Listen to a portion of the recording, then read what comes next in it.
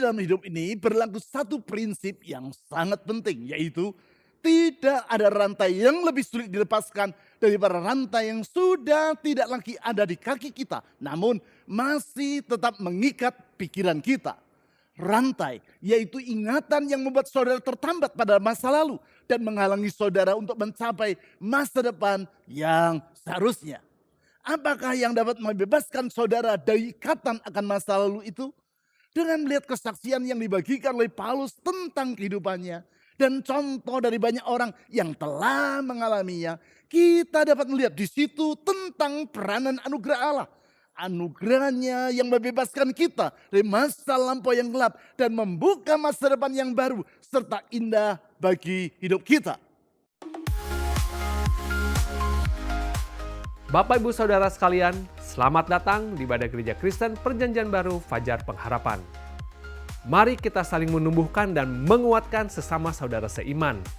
Kelompok saling memperhatikan atau kesan adalah tempat yang tepat untuk hal tersebut. Bila Anda belum bergabung di dalamnya, jangan ragu untuk hubungi nomor yang tertera di layar. Pengurus kesan siap membantu Anda. Hadapi setiap tantangan hidup dengan tuntunan dan kuasa Allah. Temukan dan alami hadiratnya dalam pertemuan doa Oasis yang diadakan setiap hari Rabu pukul 10 pagi secara onsite di Jalan Pasir Koja 58. Dan juga pertemuan doa kontemplatif setiap hari Kamis melalui kanal YouTube Doa Fajar Pengharapan yang dapat Anda ikuti di sepanjang hari. Jika Anda membutuhkan waktu tenang untuk berdoa, gereja menyediakan ruang doa personal retreat sebagai tempat untuk berdoa secara pribadi. Ruang doa ini berada di satelit Pasir Koja dan di satelit Bandung Utara. Untuk menggunakannya, Anda perlu mendaftar terlebih dahulu melalui SMS atau WhatsApp ke nomor 0811 841 765. Jadwal hari dan waktu dapat Anda lihat di layar. Informasi dan pengumuman penting lainnya dapat Anda lihat dan ikuti di bagian menjelang akhir ibadah ini. Selamat beribadah!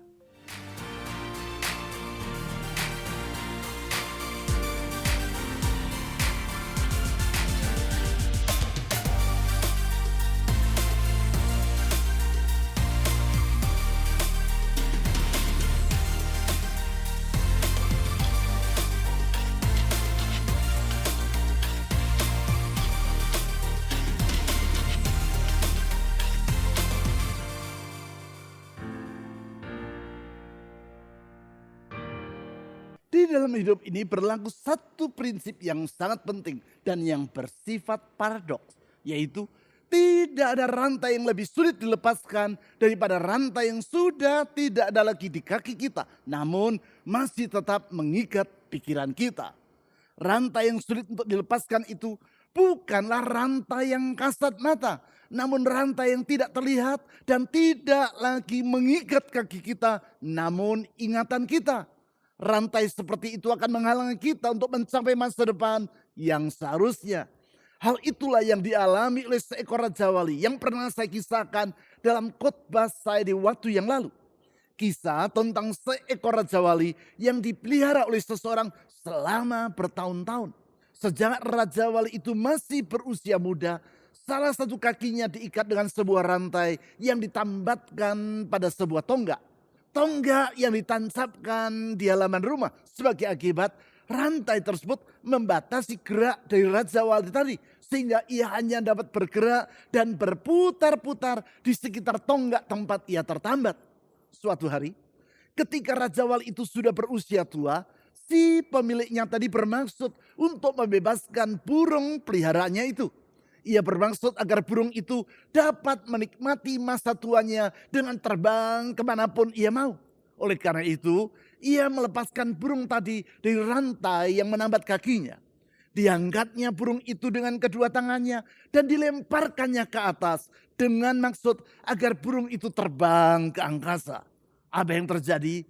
Burung Raja Wali itu mengepakkan sayapnya, terbang mengitari halaman rumah tadi dan kemudian hinggap kembali di dekat tonggak tempat ia pernah terikat. Segala upaya yang dilakukan orang tadi agar burung Raja Wali itu pergi dan terbang dengan bebas tidaklah membuahkan hasil. Setiap kali burung tersebut hinggap kembali ke dekat tonggak tadi dan berjalan berputar-putar sejauh panjang rantai yang pernah mengikat kakinya sampai mati. Burung Raja Wali itu tidak pernah terbang jauh. Ia mati dalam keadaan tertambat pada masa lampaunya sehingga ia tidak pernah hidup secara maksimal. Apakah yang mengikat Raja Wali ini? Bukan rantai yang kasat mata.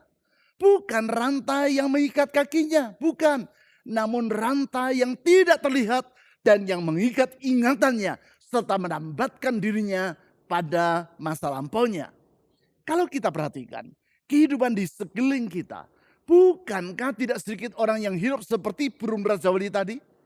Tidak sedikit orang yang kehidupan dan ingatannya tertambat pada tonggak, yaitu masa lampaunya. Tonggak itu dapat berupa keberhasilan di masa lalu ataupun pengalaman pahit di masa silam. Sebagai contoh, apakah yang dapat membuat seorang atlet macet prestasinya? Salah satunya adalah kalau ia bersikap takabur dan berpuas diri dengan hasil yang telah ia capai. Sikap itu membuat ia enggan untuk berlatih guna mengembangkan kemampuannya. Alhasil prestasinya terhenti. Begitu pula ada orang yang karena di masa lampaunya pernah gagal dalam usahanya. Kemudian ia menjadi tidak berani lagi untuk membuka usaha yang baru. Trauma karena kegagalan yang ia alami tersebut telah menjadi rantai yang mengikat ingatannya kepada masa lampau dan yang membatasi karir masa depannya. Bukankah hal seperti ini juga tidak jarang terjadi di antara para pengikut Kristus, termasuk dalam hal kehidupan rohani mereka? Walaupun sudah bertahun-tahun orang tadi menjadi seorang Kristen dan terlibat dalam berbagai kegiatan pelayanan, namun kehidupan rohaninya tetap saja macet. Relasinya dengan Tuhan tidak bertambah akrab dan bukan itu saja, ia terus-menerus jatuh bangun dalam pelanggaran terhadap firman Tuhan yang sama. Apakah yang menjadi penyebab? Inilah penyebabnya, yaitu ia masih terikat pada masa lampaunya yang gelap. Walaupun sebenarnya anugerah Allah dalam Kristus telah membebaskan dirinya dari masa lampaunya, namun tanpa sadar ia telah membiarkan hidupnya tetap tertambat pada masa lalu itu. Akibatnya ia tidak mampu menjalani hidup dengan berkemenangan sebagaimana yang Tuhan rencanakan. Ia hidup sama seperti Raja Wali yang ingatannya tertambat pada tonggak tadi. Disinilah pentingnya memahami peranan anugerah Allah di dalam Kristus. Yaitu anugerah yang sanggup membebaskan kita dari belenggu masa lalu dan mengarahkan kita pada tujuan hidup yang sepatutnya. Hal itulah yang dikemukakan oleh Paulus di dalam suratnya kepada Timotius, anak rohaninya yang ia beri tugas untuk memimpin jemaat di kota Efesus, yaitu yang ditulis dalam 1 Timotius pasal 1 ayat 15 sampai 17. Di ayat-ayat tersebut Paulus dengan rendah hati mengakui masa lampaunya yang kelam. Namun dalam iman dan ucapan syukur ia memberikan kesaksian tentang betapa besar anugerah Allah bagi dirinya. Anugerah Allah dalam Kristus itu membebaskan dirinya dari masa lampaunya yang gelap dan membuka masa depan yang baru serta indah bagi hidupnya. Kalau saudara menginginkan kehidupan yang seperti itu, yaitu kehidupan dalam lembaran baru yang Tuhan sediakan bagi diri saudara, bacalah apa yang ditulis oleh Paulus di ayat-ayat yang telah saya sebutkan tadi, yaitu 1 Timotius pasal 1 ayat 15 sampai 17. Saya bacakan bagi saudara. Perkataan ini benar dan patut diterima sepenuhnya. Kristus Yesus datang ke dunia untuk menyelamatkan orang berdosa. Dan di antara mereka, akulah yang paling berdosa. Ayat 16. Namun justru karena itu aku dikasihani, agar dalam diriku ini sebagai orang yang paling berdosa, Kristus Yesus menunjukkan seluruh kesabarannya. Dengan demikian, aku menjadi contoh bagi mereka yang kemudian percaya kepadanya dan mendapat hidup yang kekal.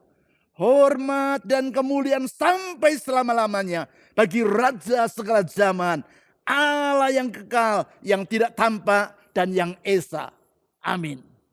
Sebagaimana yang telah saya utarakan tadi, ayat-ayat yang baru saja kita baca ini merupakan bagian dari surat yang ditulis oleh Rasul Paulus dan yang ia tujukan kepada Timotius, anak rohaninya yang ia tugaskan untuk memimpin jemaat di kota Efesus. Sebuah kota yang di masa itu merupakan kota pelabuhan yang sangat penting di Mediterania atau Laut Tengah.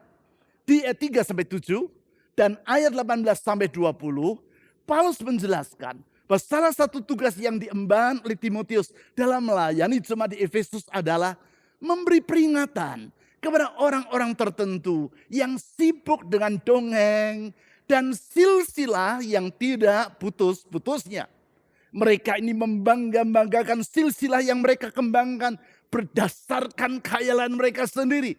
Dan beranggapan karena mereka adalah keturunan tokoh-tokoh tertentu di masa lalu, maka mereka memiliki otoritas rohani yang lebih besar daripada orang lain.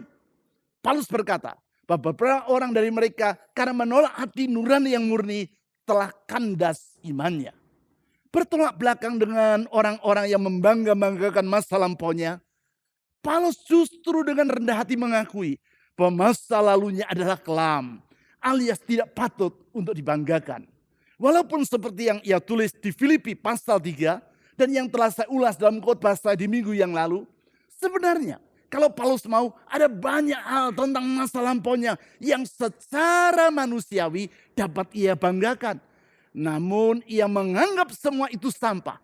Sebab semua yang secara manusiawi sebenarnya hebat itu sama sekali tidak menolong dirinya untuk keluar dari jerat kegelapan dosa. Oleh sebab itu sebaliknya dia membiarkan hidupnya tertambat pada masa lampaunya. Baik masa silam yang dipandang oleh kebanyakan orang sebagai hal yang mengagumkan. Ataupun masa lalu yang sebenarnya adalah gelap dan sia-sia. Paulus mensyukuri anugerah Allah dalam Kristus. Atas dasar itulah kemudian ia meminta agar Timotius mengingatkan jemaat di Efesus supaya mereka melakukan hal yang sama, yaitu menaruhkan hidup mereka pada anugerah Allah. Begitu pula bagi kita yang membaca surat dari Rasul Paulus ini. Surat ini juga mengajar kita agar tidak membiarkan hidup kita tertambat pada masa lampau. Tertambat baik dalam bentuk sikap takabur dengan membangga-banggakan masa lampau yang dianggap hebat, maupun hidup dengan pesimis dan apatis karena trauma masa lalu yang kelam. Sebaliknya, kita perlu bersyukur kepada Allah untuk anugerahnya dalam Kristus bagi kita. Anugerah Allah yang mengatasi kegagalan kita di masa lalu dan memberi kita tujuan hidup yang baru melalui yang pertama, menjangkau kita di dalam kegagalan di masa lalu kita. Saya ulangi, kita perlu bersyukur kepada Allah karena anugerahnya menjangkau kita di dalam kegagalan di masa lalu kita. Artinya, di dalam anugerahnya Allah mengambil inisiatif untuk menjangkau manusia ketika hidup mereka masih berantakan dalam dosa dan kegagalan. Allah tidak menunggu manusia sudah memperbaiki dirinya sehingga menjadi baik baru kemudian ia bersedia menerima mereka. Tidak. Sebab manusia tidak akan mampu memperbaiki dirinya dengan sedemikian rupa sehingga ia dapat memenuhi standar kebenaran Tuhan. Hal itulah yang dialami oleh Paulus sendiri. Sebelum ia menjadi seorang pengikut Kristus, ia adalah seorang penganut agama Yahudi dan orang Farisi yang membenci Yesus dan para pengikutnya. Dalam sikap itu, ia menganiaya orang-orang Kristen dan menjadi saksi yang menyetujui pembunuhan Stefanus, orang Kristen pertama yang mati syahid karena imannya kepada Kristus. Dengan semangat yang meluap-luap, ia pergi ke kota Damsyik untuk mencari dan menangkap para pengikut Kristus di sana. Justru sementara Paulus melakukan perjalanan ke Damsyik untuk melaksanakan niatannya itu, anugerah Allah menjangkau dirinya. Yesus yang telah bangkit dari kematian dan naik ke surga menampakkan dirinya kepada Paulus. Tuhan tidak menunggu Paulus berhenti menganiaya pengikut Kristus, baru ia menyapa Paulus dengan kasihnya. Tidak. Namun ia mengambil inisiatif untuk menyapa Paulus di masa yang sangat gelap dari hidupnya. Dengan anugerahnya, Yesus membawa Paulus ke dalam rencananya serta membarui kehidupan Paulus. Itulah yang Paulus kemukakan dalam 1 Timotius pasal 1 ayat 15, yaitu sebagai berikut. Perkataan ini benar dan patut diterima sepenuhnya. Kristus Yesus datang ke dunia untuk menyelamatkan orang berdosa. Dan di antara mereka, akulah yang paling berdosa. Paulus memulai ayat ini dengan frasa, perkataan ini benar dan patut diterima sepenuhnya. Dengan cara demikian ia menggarisbawahi kebenaran dari pernyataan yang ia kemukakan berikutnya, yaitu bahwa Kristus Yesus datang ke dunia untuk menyelamatkan orang berdosa. Kalimat ini mengandung makna bahwa kedatangan Yesus ke dunia adalah berdasarkan inisiatifnya sendiri. Ia mengambil inisiatif dengan datang ke dunia guna menjangkau manusia yang berdosa dan menyelamatkan mereka. Tidak berhenti sampai di situ saja. Selanjutnya Paulus membuat pengakuan, yaitu bahwa di antara mereka akulah yang paling berdosa. Artinya dengan rendah hati Paulus mengakui kegagalannya di masa lampau, yaitu kegagalannya untuk menjadi orang yang benar. Dengan demikian ia menegaskan betapa besarnya anugerah Allah yang telah menjangkau dirinya orang yang sudah gagal tersebut. Besarnya anugerah Allah yang menjangkau kita di dalam kegagalan masa lalu kita tersebut dapat kita lihat dalam kehidupan Mitsuo Fuchida. Dia adalah komandan skuadron pesawat tempur Jepang yang melakukan penyerangan mendadak terhadap pangkalan militer Amerika Serikat di Pearl Harbor pada tanggal 7 Desember tahun 1941. Dia pula lah yang menyampaikan pesan legendaris Tora, Tora, Tora lewat radio dari pesawat tempurnya sebagai tanda bahwa misi serangan mendadak tersebut telah berhasil dilaksanakan. Seusai Perang Dunia Kedua, Mitsuo Fuchida bertemu dengan Kazuo Kanegasaki, mantan ahli teknik pesawat tempurnya yang dikiranya sudah gugur. Kazuo yang baru saja dibebaskan dari tawanan perang tentara Amerika itu menceritakan tentang perlakuan baik yang ia alami dari seorang jururawat yang bernama Peggy Koval selama dirinya berada dalam tahanan. Padahal tentara Jepang telah membunuh kedua orang tua Peggy yang adalah utusan Injil di Pulau Panay, Filipina. Kisah rekannya ini membuat Mitsuo Fuchida sangat ingin mengetahui apakah yang membuat Peggy Koval bersikap seperti itu. Kemudian, sebagaimana yang ia kisahkan dalam buku riwayat hidupnya yang berjudul From Pearl Harbor to Calvary, suatu hari di musim semi tahun 1949, ia berjalan kaki di halaman stasiun kereta api Shibuya, Tokyo. Saat itu, Mitsuo Fuchida bertemu dengan seseorang yang sedang menjual Alkitab Perjanjian Baru. Ia membeli kitab itu.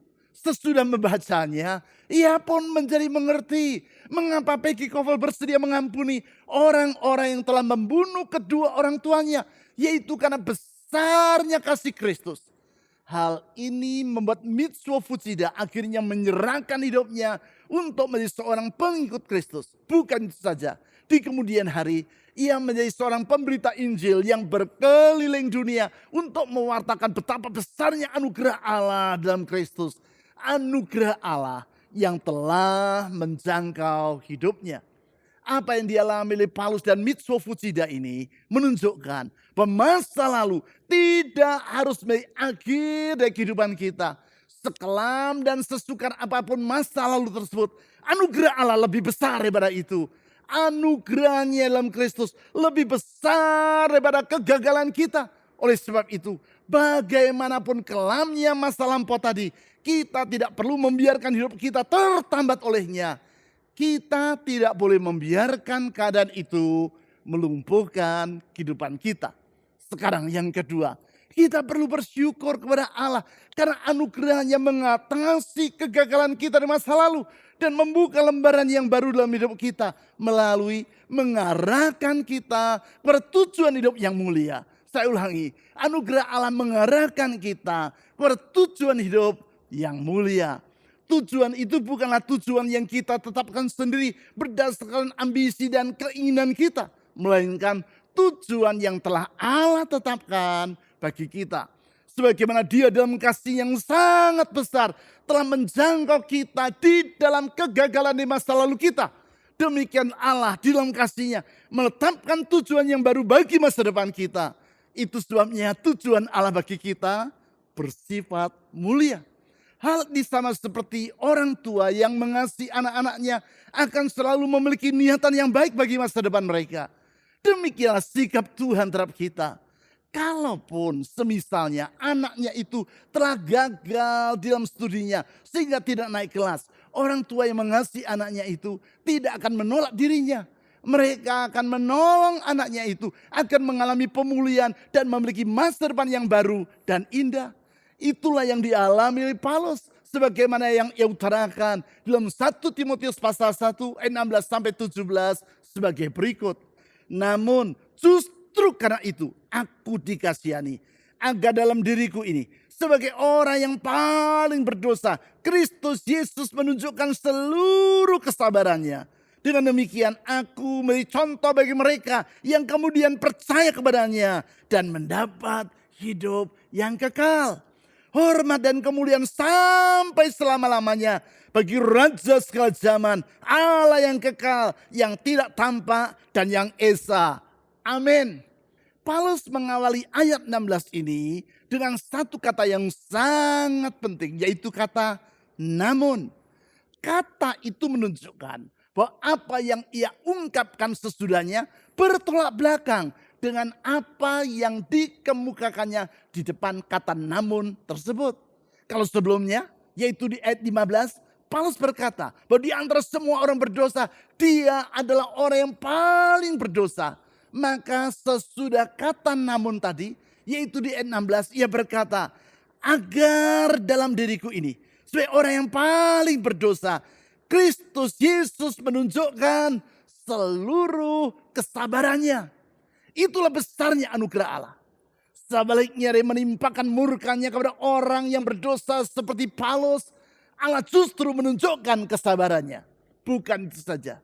Lebih jauh di ayat 16 itu Paulus menulis bahwa di balik tindakan Allah dalam membebaskan Paulus dari masa lampaunya yang kelam, Allah juga memiliki rencana untuk memakai kehidupan Paulus menjadi contoh bagi orang-orang yang lain. Dalam hal ini, yaitu agar mereka pun kemudian menjadi percaya kepada Yesus Kristus dan mendapat hidup yang kekal seperti yang telah dialami oleh Paulus.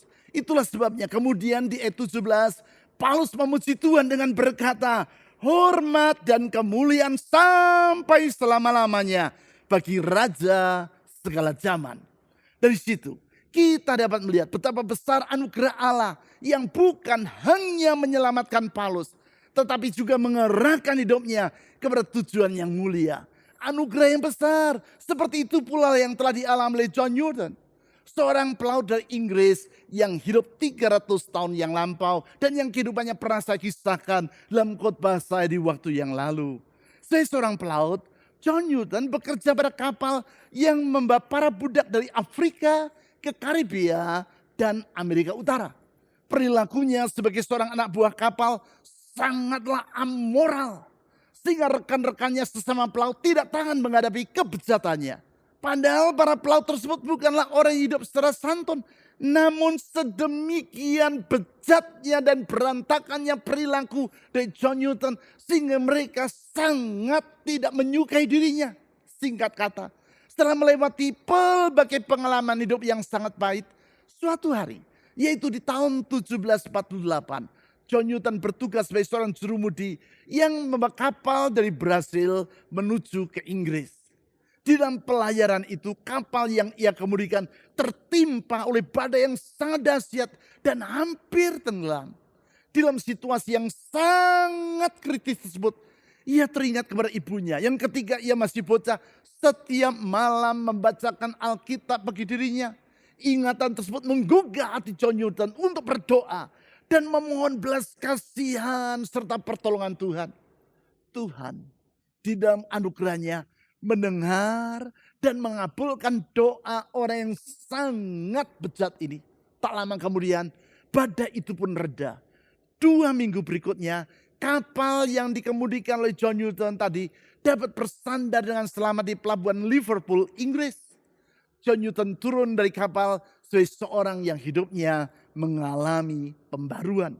Melewati perjalanan waktu, akhirnya John Newton menyerahkan hidupnya untuk melayani Tuhan sebagai seorang rohaniwan gereja Anglikan. Ia ditugaskan untuk menggembalakan sebuah jemaat di dekat kota London.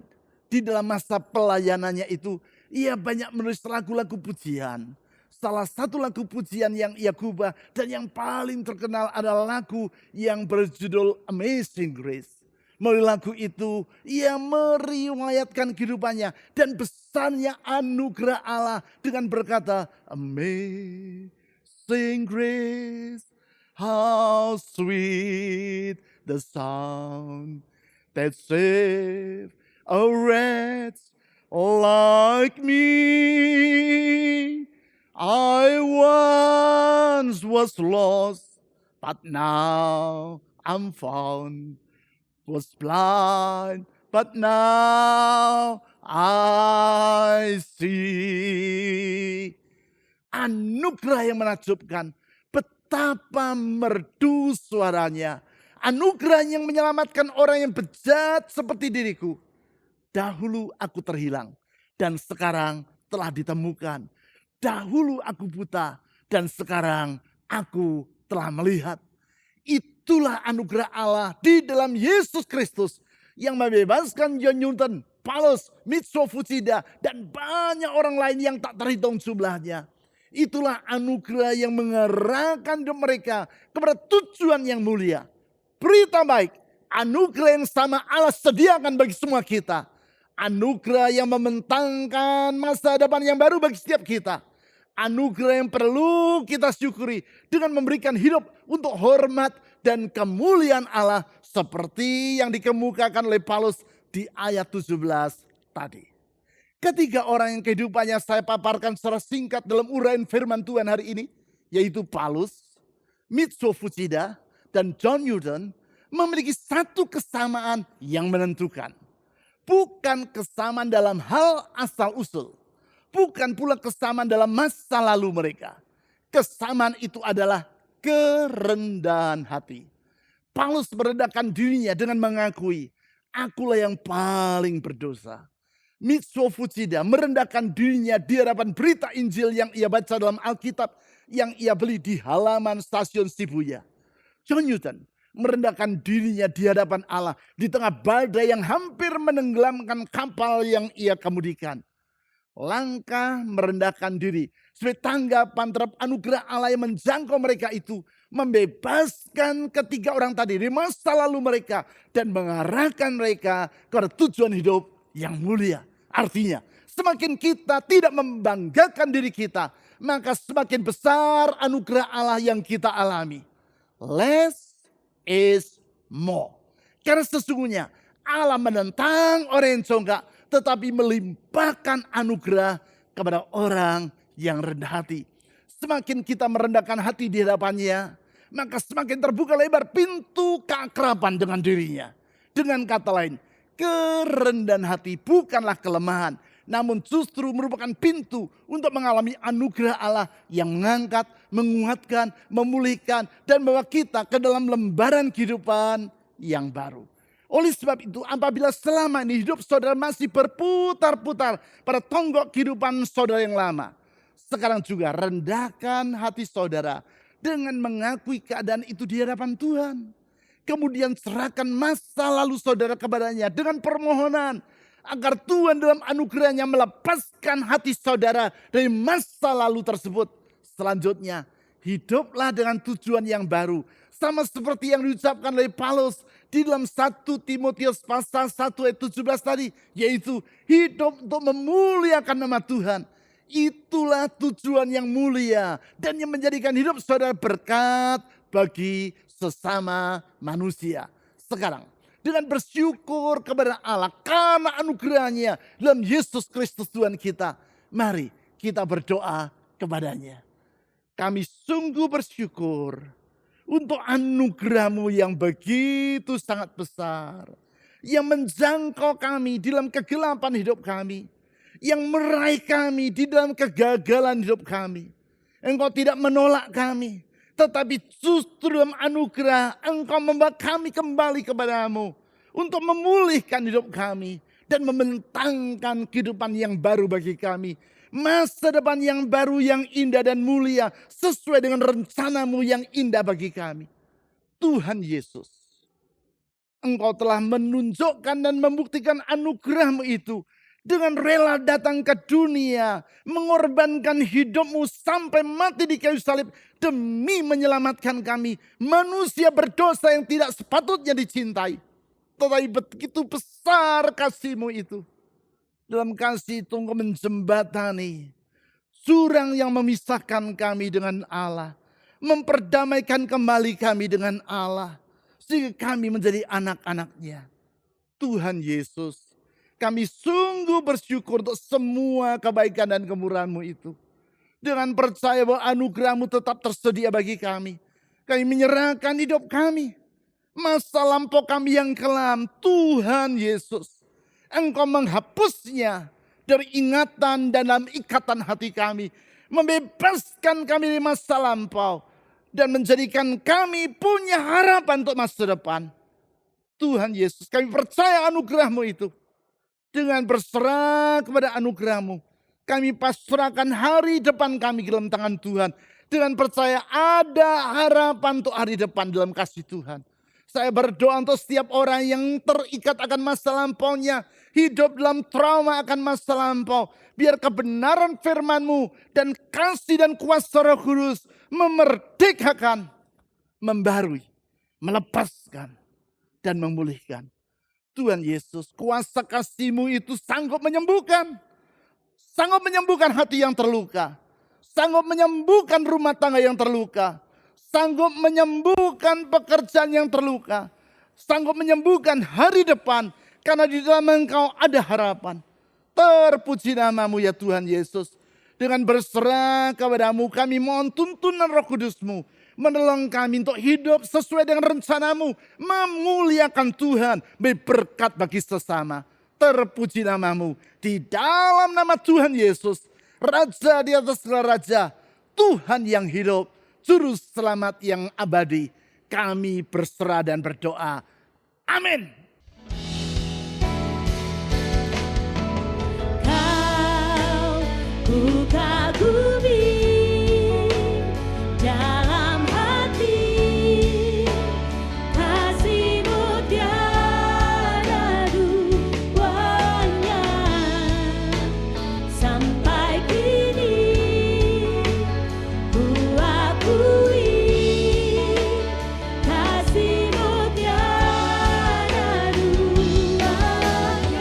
Kau ku kagumi dalam hati, kasih-Mu tiada duanya.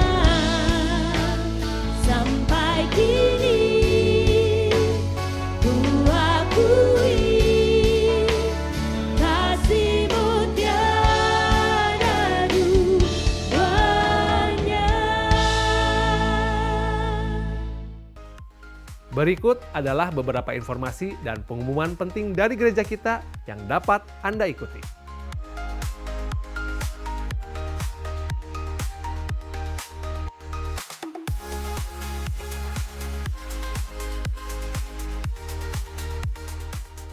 Persembahan dan persepuluhan sebagai ungkapan kasih dan syukur kita kepada Tuhan dapat Anda berikan dengan memasukkannya ke dalam kotak persembahan atau melalui rekening bank atau dengan cara men-scan QR Code dengan menggunakan aplikasi dompet digital.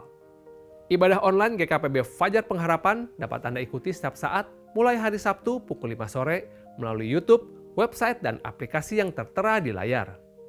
Berbagai informasi penting lainnya dari gereja kita dapat Anda ikuti melalui website www.fajarpengharapan.net atau melalui aplikasi GKPB Fajar Pengharapan serta Instagram GKPB Fajar Pengharapan.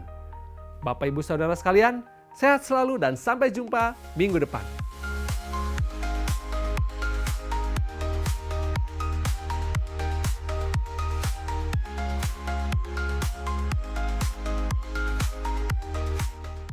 Bapak Ibu, Saudara-saudari, kita mengucap syukur buat pujian dan firman Tuhan yang membangkitkan pengharapan kita kepada Tuhan.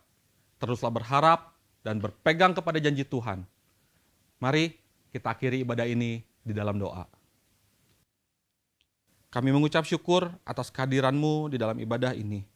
Kami percaya Tuhan tetap menyertai dan menunjukkan kebaikan-Mu di dalam kehidupan kami. Kami menyerahkan semua rencana dan masa depan kami ke dalam tangan-Mu yang kuat. Terjadilah sesuai kehendak-Mu di dalam kehidupan kami.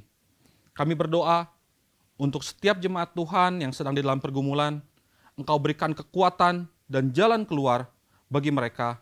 Di tengah usaha mereka, Engkau berikan keberhasilan. Dan bagi mereka yang sedang sakit, Engkau berikan kesembuhan. Bagi yang sedang studi, Tuhan berikan hikmat agar mereka berhasil. Tuhan, kami juga berdoa bagi persembahan yang telah dan akan kami berikan. Engkau yang memberkati semua persembahan yang diberikan oleh umat-Mu. Bapak Ibu, mari kita terima berkat dari Tuhan. Tuhan memberkati dan menyertai rumah tanggamu, pekerjaanmu, studimu dan usahamu. Apa saja yang engkau perbuat akan Tuhan jadikan berhasil. Damai sejahtera akan menyertaimu dimanapun kau berada. Terimalah berkat ini di dalam nama Tuhan Yesus Kristus. Kami telah berdoa dan mengucap syukur. Amin.